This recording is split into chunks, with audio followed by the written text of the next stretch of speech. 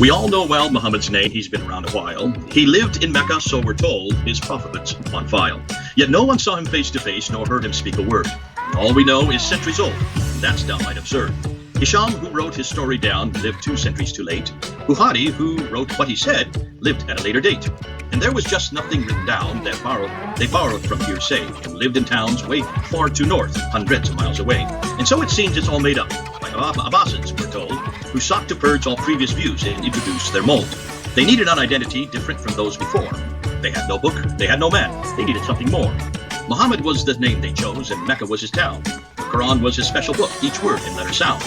Yet that which they say came from God was written down by men who lived in Iraq, far too north, not even from his ken.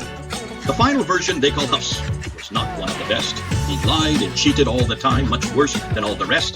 The Arabic which it contained, from Hijaz it was thought, its grammar letters just weren't right, especially without dots. So where did it originate? Where could it have come from? Southern Levant is where it hails, again, too far, too north.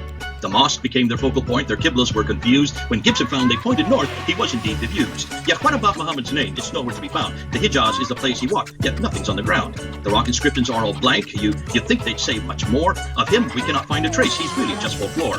Coins are equally opaque. Of him, there's not a peep. Perhaps they went on holiday, or maybe fell asleep.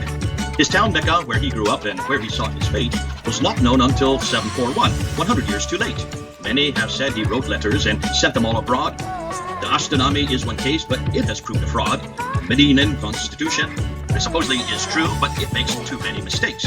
Its truths are all too few. The Doctrina Iokobi is also claimed as true, but their own man was in Jerusalem, turns out to be a Jew. Muhammad did not really live, his story is a lie. No one can find him anywhere, no matter how they try.